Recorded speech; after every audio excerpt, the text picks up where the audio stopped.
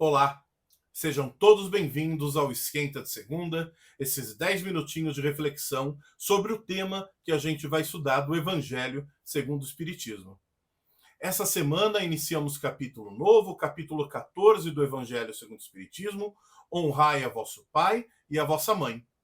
E nessa semana estudaremos os itens de 1 a 7, que se referem a duas partes: piedade filial e quem é minha mãe e quem são meus irmãos. Para a gente iniciar, eu gostaria de trazer um comentário do Allan Kardec, que ele diz assim: o mandamento honrai a teu pai e a tua mãe é uma consequência da lei geral da caridade e do amor ao próximo, porque não se pode amar ao próximo sem amar aos pais. E Kardec ele tem toda a razão, né? Se a gente não consegue amar o nosso pai e a nossa mãe, aqueles que nos trouxeram para esse mundo, que nos deram a oportunidade de estar conosco, ajudando no nosso desenvolvimento nessa encarnação, fica muito mais difícil da gente amar ao próximo, amar outra pessoa, amar alguém que a gente não conhece.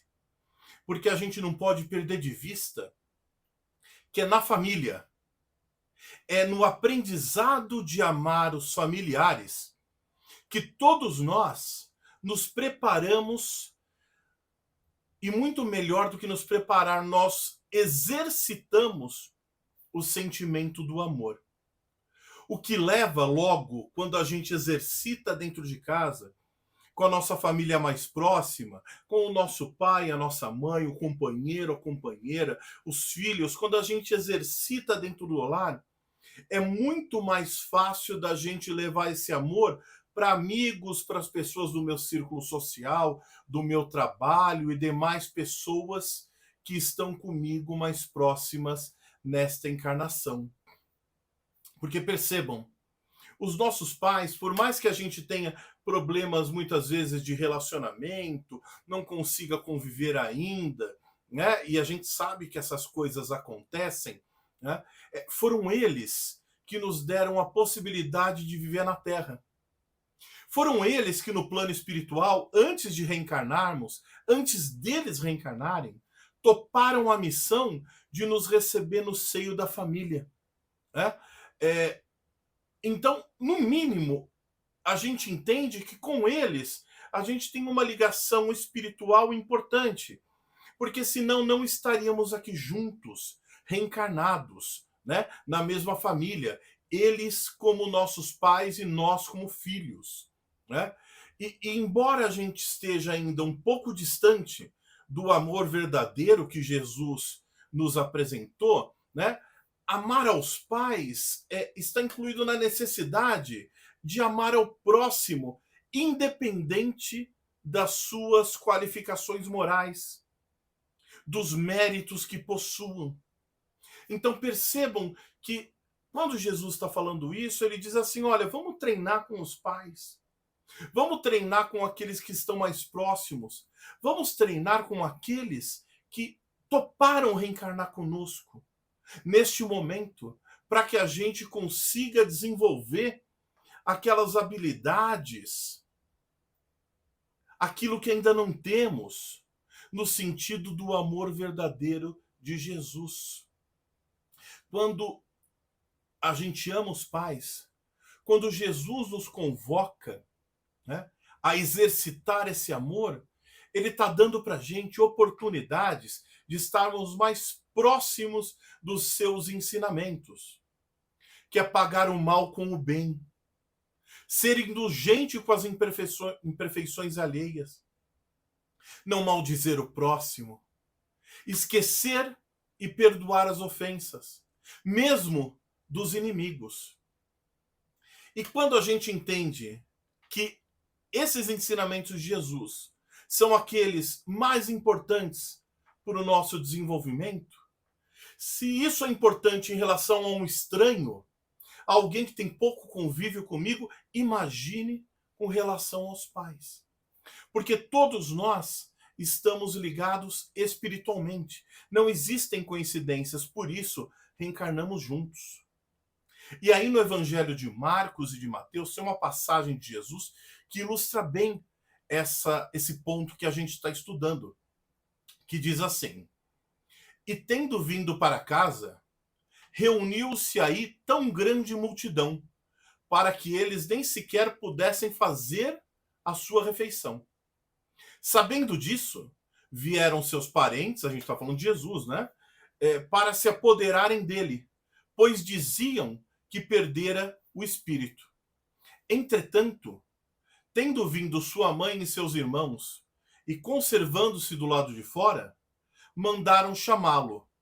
Ora, o povo se assentara em torno dele e lhe disseram: Tua mãe e teus irmãos estão lá fora e te chamam. E Jesus respondeu: Quem é minha mãe? Quem são meus irmãos? E perpassando o olhar pelos que estavam assentados ao seu derredor, disse: Eis aqui minha mãe e meus irmãos.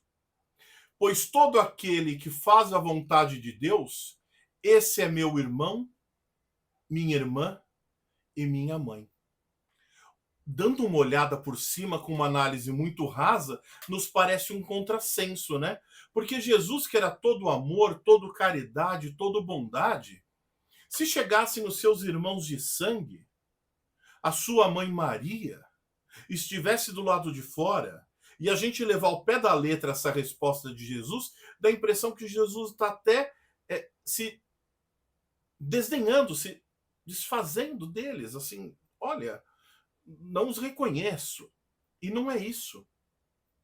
Em nenhuma ocasião, Jesus desprezava a oportunidade de um ensinamento. Então ele aproveitou essa oportunidade que surgiu com a chegada da sua família para dizer, né, que existe uma grande diferença, né, entre aqueles que estão em espírito e aqueles que estão encarnados. Em primeiro ponto, a análise tem que ser: quando Jesus fala quem é minha mãe, quem são meus irmãos, ele se refere à pluralidade das existências. Ele se refere às sucessivas reencarnações. Porque, obviamente, eu nessa encarnação, eu tenho um pai, tenho uma mãe, tenho irmãos. Mas se eu pegar a minha última encarnação, será que esses espíritos que hoje são meu pai, minha mãe e meus irmãos foram na última? Na penúltima? Há 100 encarnações atrás? Possivelmente não. Podem ter sido outros parentes, ou conhecidos, ou inimigos, pessoas que eu prejudiquei. E por isso estamos juntos agora para depurar esses sentimentos, para buscar o resgate daquilo que ficou no caminho. Então, quando Jesus ele diz quem é minha mãe, quem são meus irmãos, ele se refere à parentela corporal e à parentela espiritual. Que numa encarnação você tem um pai, uma mãe, irmãos que estão na mesma família, mas que espiritualmente somos todos irmãos e uma grande família. Que nas sucessivas encarnações nós vamos nos cruzar nos mais diferentes papéis, sempre nas melhores oportunidades para o nosso desenvolvimento. Então Jesus, ele utilizou essa situação para mostrar para todos nós que somos todos irmãos, corresponsáveis uns pelos outros no nosso desenvolvimento moral e espiritual. E é isso que nós vamos estudar na quarta-feira, com maior profundidade, fazendo outras reflexões, na quarta-feira, às 20 horas, na nossa live do Evangelho no Lar, no canal Mensagens Kardecistas, com transmissão ao vivo do YouTube e do Instagram. Então eu espero que vocês leiam esse trecho do Evangelho, capítulo 14, itens de 1 a 7, e eu aguardo todos vocês na quarta-feira, às 20 horas, para o nosso Evangelho no Lar. Fiquem todos com Deus.